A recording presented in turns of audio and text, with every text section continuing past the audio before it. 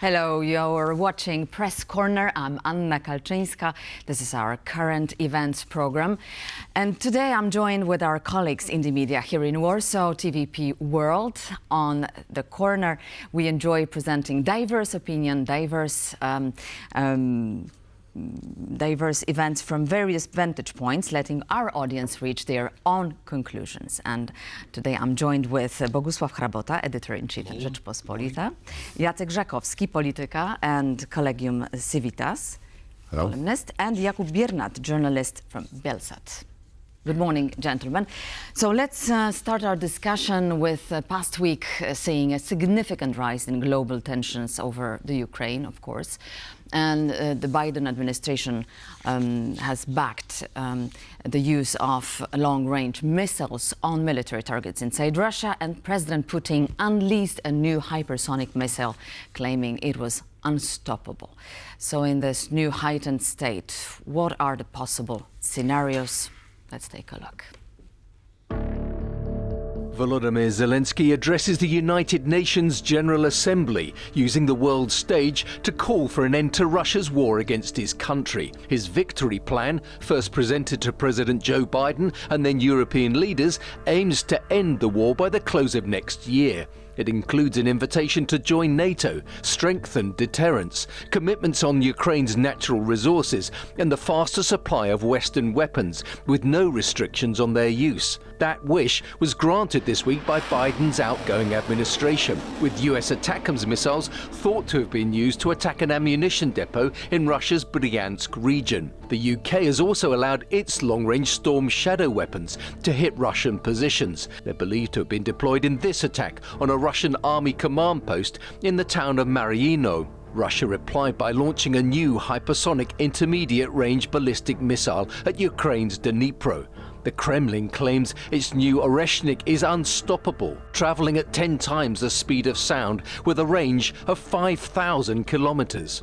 Vladimir Putin warned the West that Moscow could strike the military installations of any country whose weapons were used against Russia and ordered mass production of the new missile. Russia also this week changed its nuclear doctrine. Now an attack from a non-nuclear state, if backed by a nuclear power, will be treated as a joint assault on Russia.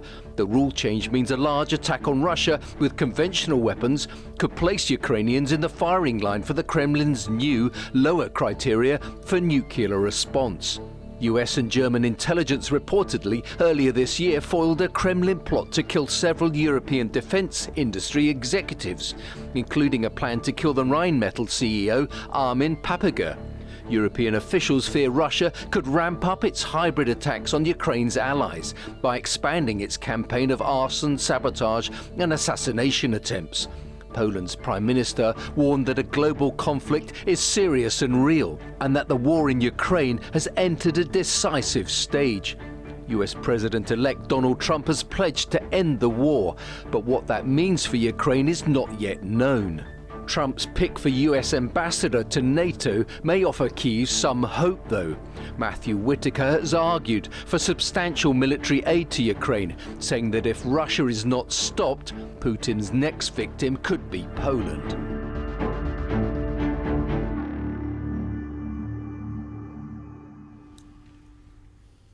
All right, so that was John Todd reporting. Gentlemen, as Prime Minister Donald Tusk put it, the situation is indeed very serious. It's more and more difficult to assume that Putin is just using its rhetoric for domestic use or just trying to conduct a psy-op to scare off the Western backers of Kiev, right? So what is your take on the latest developments, Mr. Jakub? For me, this is first of all like a propaganda case, because during Soviet times, the nuclear doctrine was secret, and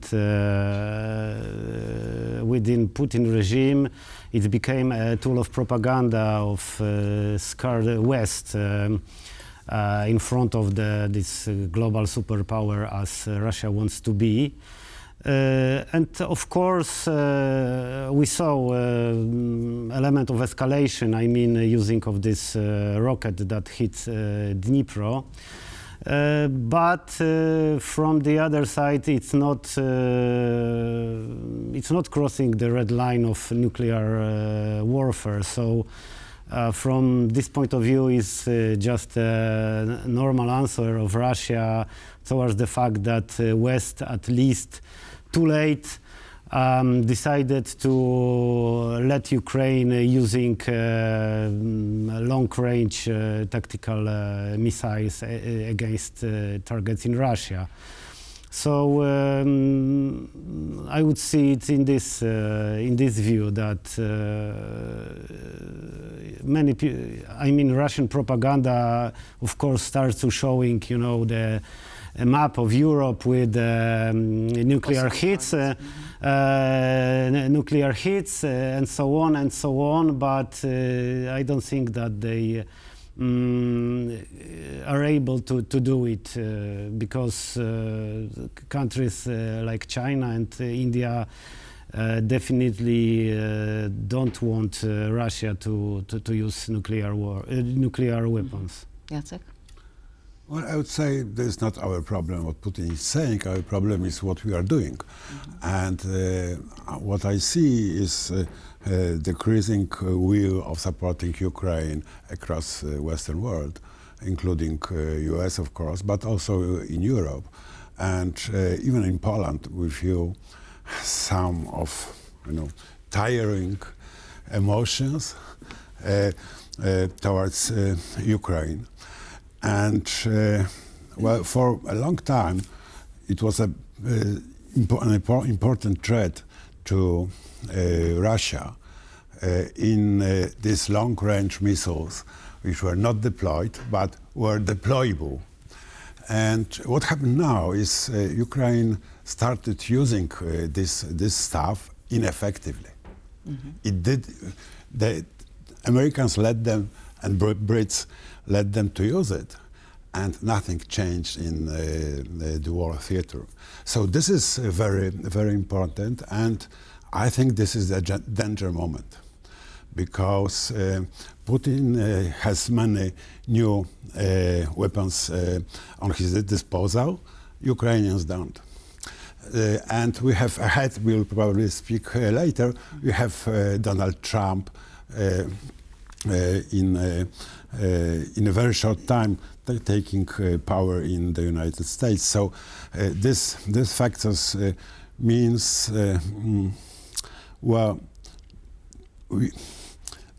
growing impression that we are losing the war. What means to lose the war? It means a lot, not only for Ukrainians, it means a lot for West as well.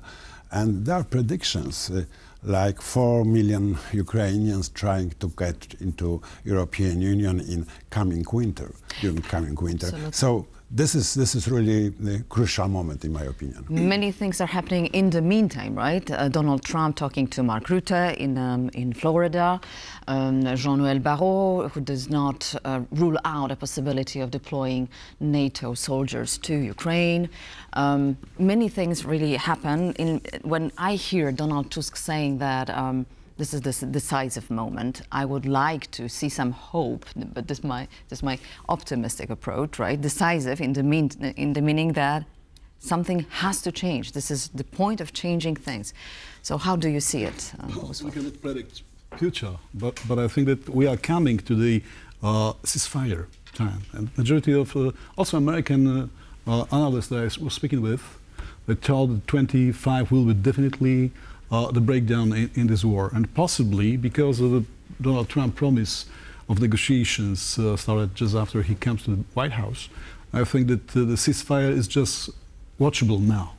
But just coming to facts about the new weapons.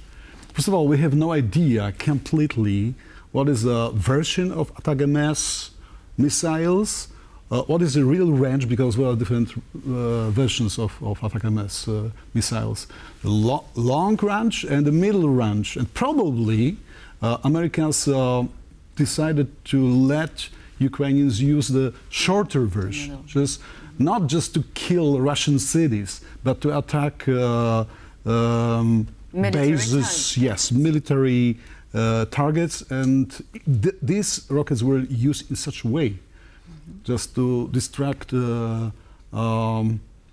some military targets in Russia. What about the Russian new hypersonic missiles? We also don't know what's the number, what's the scope, and what's the real will of Russians how to use it, because they can easily bomb, let's say, Lviv or Kiev, also administration centers, for example, but they don't. Yeah. So was it just we are bluff? just in the. That's not. I think that we are coming to the crucial point of starting negotiations. The war goes to very brutal, very cruel, and very dangerous for the world period. So I think it's not only my opinion that we will watch increasing of brutality of this war. Just Putin wants to present his muscles, how strong he is, and it will be his position to sit to the table described or pointed out by Trump. So definitely we are coming to a turning point. Probably it will be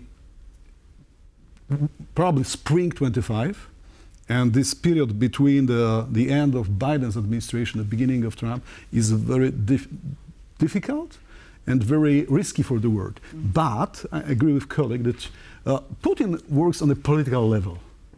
Yeah, he's creating a new alliance between big states like China, Vietnam, Brazil, India, etc. So he works on the division of the map of the world, and using nuclear weapons in this will distract completely his plans.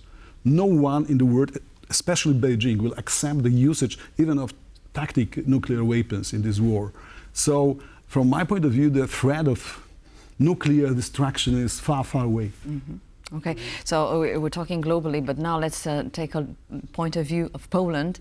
I mean, who can we really rely on, right? I mean, last week has seen some unprecedented change of attention as far as Poland's security is concerned. No more Visegrad format, no more Weimar one, right?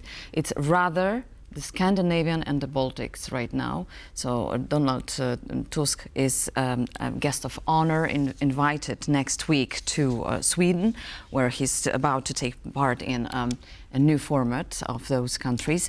Do you think that this is the right direction? Well, it's obvious, but it's not enough. Yes, because Scandinavian countries and Baltics are important, have similar interests to us, but they are not military powers. I mean, Sweden, for example, or Finns are pretty strong, but this is not America anyway. So yes, we need to cooperate closely, more closely probably, but we also need Western partners, especially France and Britain. And I think if we will concentrate on these East European and North European countries, and if we will postpone cooperation with the West, this will be a disaster. Mm-hmm. I think that from a political level we have three challenges. One is to restore Weimar, and it's coming because Scholz is losing a power. Probably we have new chancellor in a spring, and probably Merz will be, the leader of CDU, CSU, and that's a ally of Tusk from the European point of view. Yes, another format is the Baltic, and of course we need to engage ourselves much more actively in this Baltic cooperation politically. What about the third one? This is Visegrad. I know that these guys like Orban or Fico are not friends of us, but for future, for next, let's say, decade, the restoration of local links in a south are necessary. So the three pieces of a triangle: from one side, Weimar, from the other Baltic, and Visegrad in the south in the future. But we must do a lot of just to restore Visegrad supporting opposition, let's say in Slovakia or Hungary. And what about the military perspective or format? NATO, and NATO, nothing else. Yes, NATO which protects the peace in this part of the world. And if we just think about other solutions, other scenarios, we're on the wrong way. just supporting NATO and making everything to keep it in power in this part of the world is necessary for our security. Maybe I watch closely Russian propaganda, and I read in the newspaper Vzglad interesting material about this Scandinavian dimension of I wouldn't say NATO, but some kind of close cooperation. This is also NATO. Yeah, this is also NATO, but Russia presented as a some kind of way of Poland of creating anti-Trumpian coalition inside. This is what they are saying, and also it will be new center of destabilization after Ukrainian wars end. So. It's funny that they closely watch it, but they of course present it in a completely, let's say, mad way, because trying to divide NATO. It's natural that Poland is seeking, some kind of regional alliance of the countries that are close to Russia, Scandinavia countries and Baltic countries, but they see it as a alliance which started new war with the Russian Federation. As we know, every organism has to have its own engine, right? So even NATO has to have the engine. It's a bit like NATO is a very European complicated mechanism and organism having another levels of responsibility, activity, etc., etc. And it's just watching it in a very easy way that Poland will construct something against Trump. This is crazy, no? It's a very much professional organization having strategy, tactics, everything, etc. And Baltic Sea is very much important. But Germans are present in the Baltic Sea scene, and Danes from Denmark too, etc. And we have 10,000 American soldiers staying in Poland today. So it's not easy just to cut it as a cake.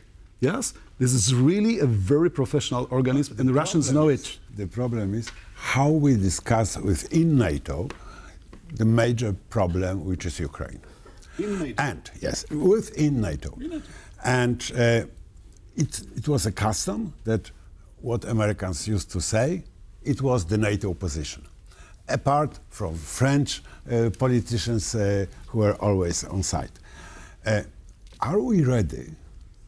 If Trump will choose politics like to Ukraine, politics like to Afghanistan. If he will go to Qatar with Putin, or not himself, but his people, and sign agreement about Ukraine, will other NATO countries like Poland follow it, like in case of Afghanistan, or we will try to adopt another policy? US and NATO are two other entities, okay? First of all, Trump should undermine the presence of the US in NATO, and it's not done. And I don't believe that it will happen, that Trump will distract, the position of the US within NATO.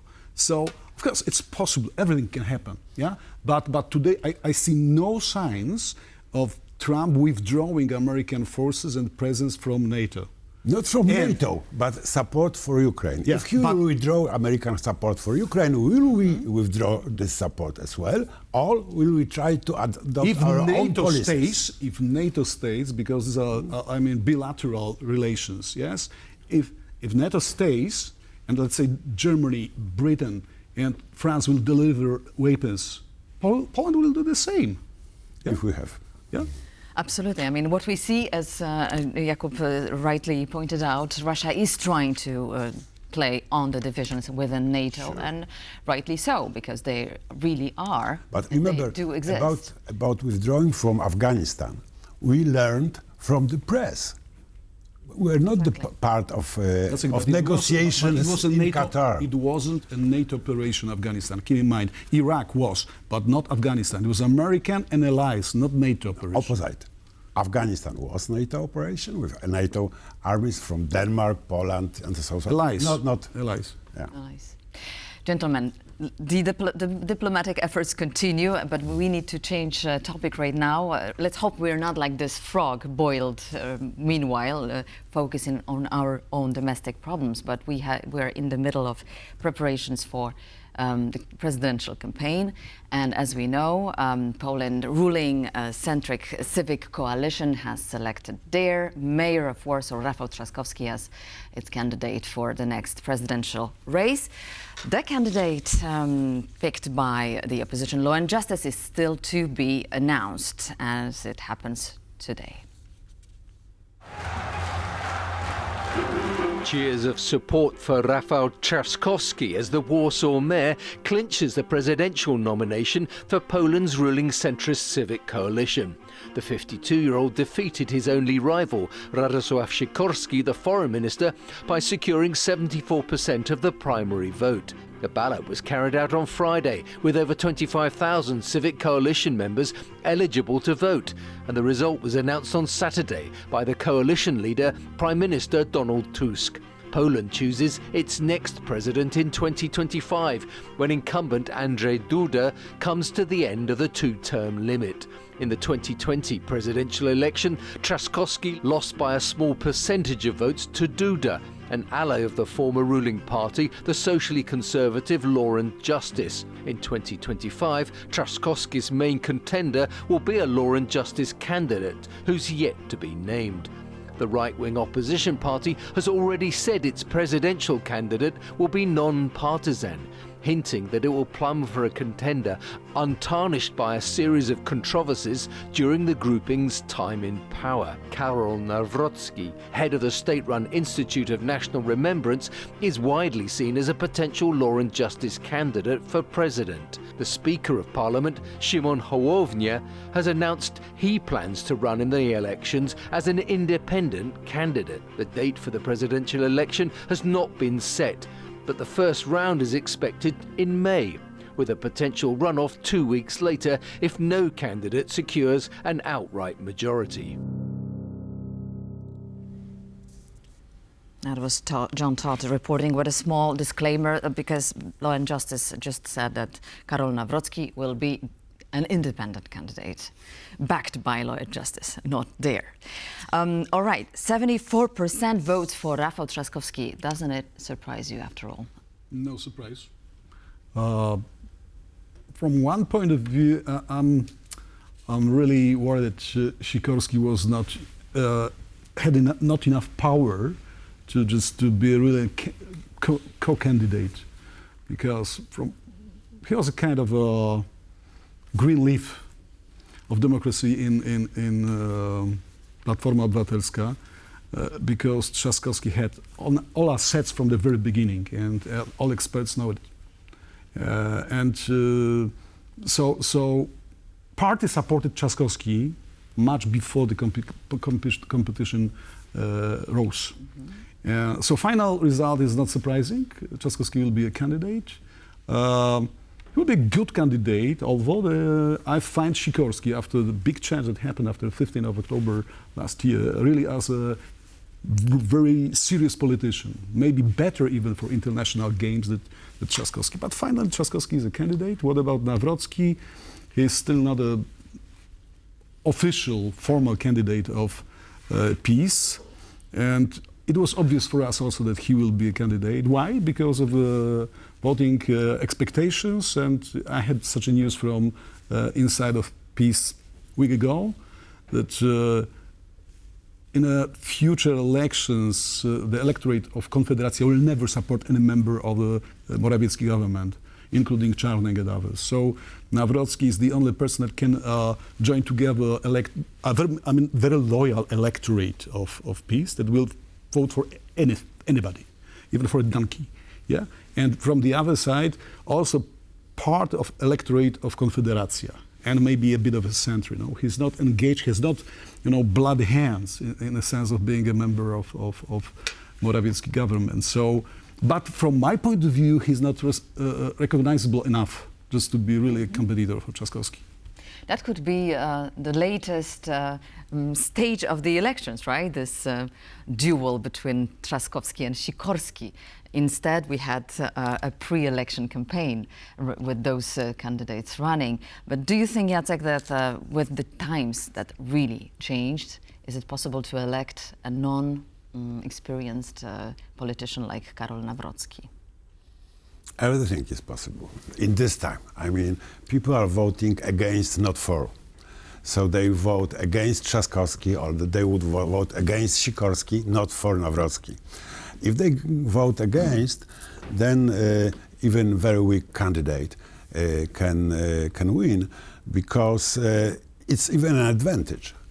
There is no reason to be against Nawrocki until now. I mean, now he will start saying what he's thinking about abortion, for example, or about Polish-German relations and European Union. He never spoke about it.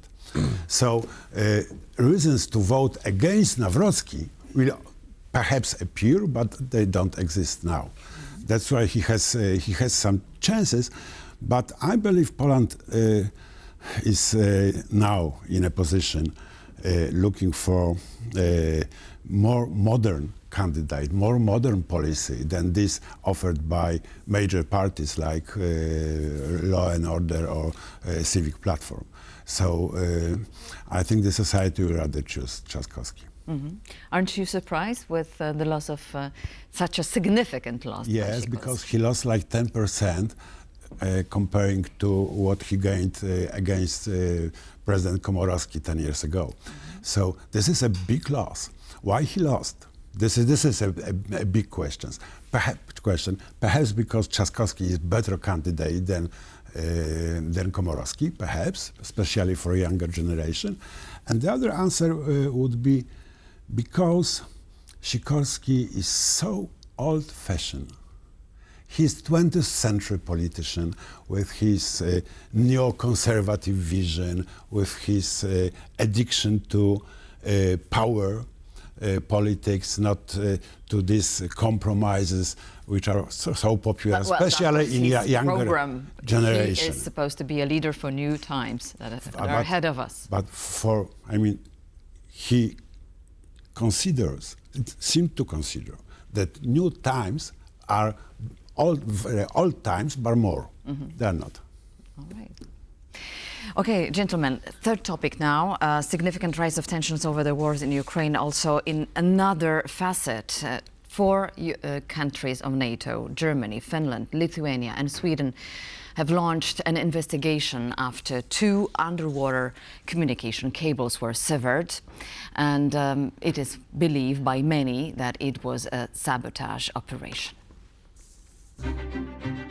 This is the mighty Yipeng 3, a cargo ship at the heart of a suspected sabotage operation in the Baltic Sea. An investigation was launched after a 1,200-kilometre line between Germany and Finland and a 200-kilometre cable connecting Sweden and Lithuania were ruptured nearly a week ago. Well, what I can confirm is, of course, that the incident happened outside the island of Öland and another outside the island of Gotland, that there has been ship movement in that region, that there is an inquiry going on right now by the Swedish police authorities, and they're investigating this as an act of possible sabotage. The 225-metre-long bulk carrier was en route to Port Said in Egypt from the Russian port of Ust-Luga. Germany's Foreign Minister Annalena Baerbock said the damage at a time of heightened tensions over Ukraine could not be a coincidence. With cyber attacks, observation and spying on critical infrastructure, suddenly parcels that are supposed to be transported in airplanes are exploding. As you mentioned, a data cable between Finland and Germany, and probably also affecting Sweden, broke down. None of this can just be a coincidence. The Baltic last year saw a Chinese container ship, the New Polar Bear, drag its anchor for more than 100 nautical miles, damaging 2 data cables and a natural gas pipeline. And the Nord Stream 1 and 2 gas pipelines were sabotaged in 2022. In recognition of the vulnerability of undersea infrastructure, NATO and the EU are developing projects to better monitor and protect these crucial links. Now, Lithuanian Prime Minister Simonida said NATO must respond if that investigation proves third-party involvement. So what are the possible measures NATO can undertake in this situation? Well, because that would put NATO in direct conflict with China. we should control what's going on Baltic Sea. This is important. Watch carefully, especially unknown ships appearing. But can you follow on every single ship? I mean, yes, we can. Yes, we can. And I think we should also follow in the international context. Chinese are not defending their ship. So what it means? So they are pointing with finger, Russians, in this case. So this is not so difficult to not to avoid every incident, but to make it much less risky. You think? We get a potential perpetrator, I think, and I think that experts are able to check it up if it was engaged in this destruction of cables or not. This is easy technically. We have this ship kept in Denmark today. Persecutors are on a ship, and I believe that they will find evidences or not about this ship, and that's exactly important thing. China, Beijing doesn't protect this ship. Don't forget it was a Russian captain on the board. By coincidence. Yeah, by coincidence. So probability of this that is a part of a hybrid war is very high.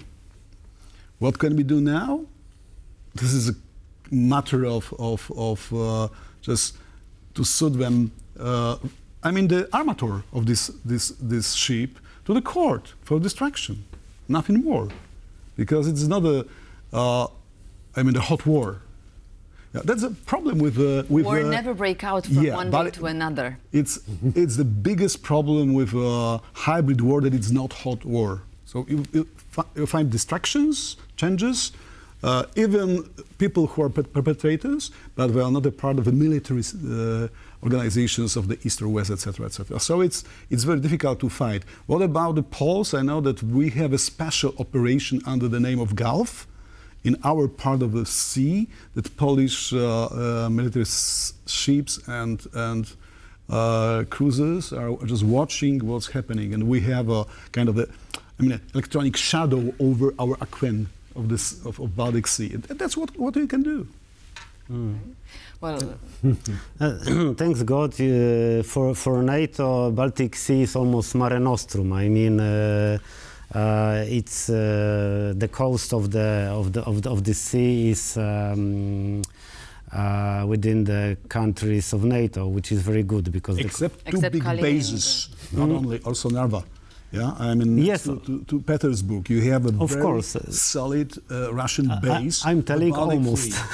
I'm telling almost, but I guess in the future we will see whether it was element of hybrid war or not. If the captain of the ship is detained, we will see whether in the next couple of months or years he will be exchanged for some kind of journalist from Russia or oppositioner, as we see during the last exchange. So, but it's very, very likely that but it was. It's easier. We can just sue Chinese for damages, and it should be pretty easy to find their declaration. They have nothing to do with this incident. So then it makes it also easier taking some special measures on Baltic Sea for security reasons.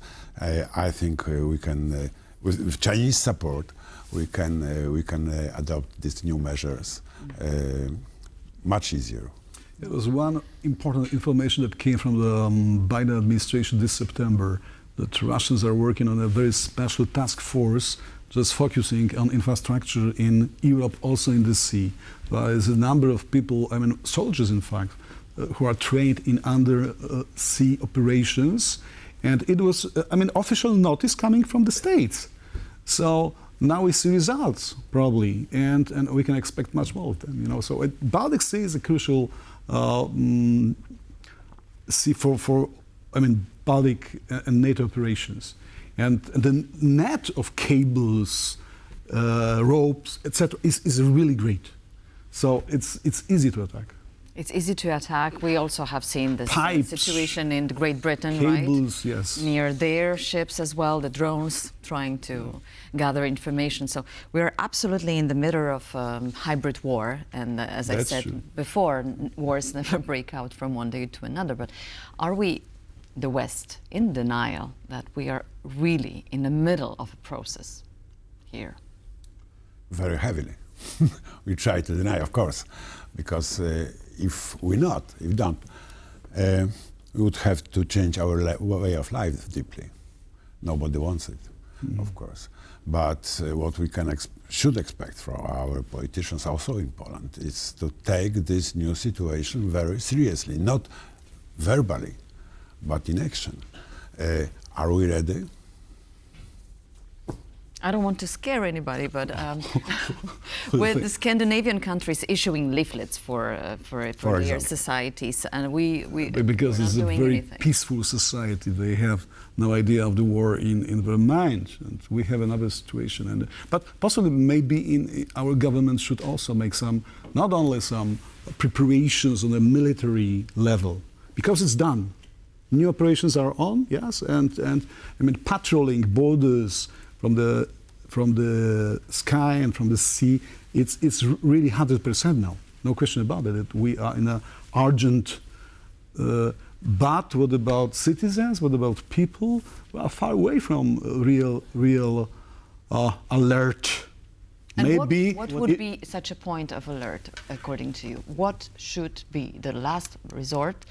Last moment for the politicians to start to inform and start to prepare? That's guessing. I don't know. I'm sure we should be constantly prepared. But we are doing nothing to prepare civil society for this kind of problems. Military problems, bombing and so on. And not only... Except us media, that we talk and write about it. Yes, but we talk about so many things, nobody takes it seriously. So this is also the problem of communication in this time. Another point is popular army draft, because now we have, in fact, except for this territorial defense forces, the army is professional. And we inherited it from the time after Cold War, when the threats were low. But now maybe it's time to return to the system that countries had for ages. That almost each citizen, maybe male citizen, but not only, should pass the military training. Mm-hmm. This is one thing, but another is what kind of special forces and military forces do we need, right? Is it just the soldiers? The war is professional. Professional now. Draft. These are not masses people sent to the field. Now this is electronics. This is digital operations, etc. So I think that we should watch the future of the possible warfare from a very much professional point of view. It needs money. It means really a big budget to spend for, but not only for tanks or fighters, but also for professional skills. And that's something we are missing very much. And we started a debate about shelters from civil persons. Nothing happened. Exactly. 2 years passed. Are there Did you expect that we shelters in this country? Dig, shelter under our houses? Under our houses, or closely to it. Who will pay for it? You. Myself. Yeah. Do you want to live? Do you want to survive? I have a salary. No, but this is a very good point, absolutely. Nothing happened. I remember only Rafał Trzaskowski, for a very short period of time, undertook this point, and there was a press conference organized, and that was it. Nothing else happened, right? And special check, and they came to the conclusion there are not enough shelters in Warsaw, and that was the end. I mean, this is the problem. Yeah. It was a tunnel not so far from here. In Warsaw. It's just Not anymore. It's not anymore. Maybe they can make a kind of shelter in this former tunnel. I mean, No, it's but- not a joke, but in case of war, Yeah. people will be much more ready to surrender if they have no shelters. This is not only a problem of security, this is also a problem of strategy of the state.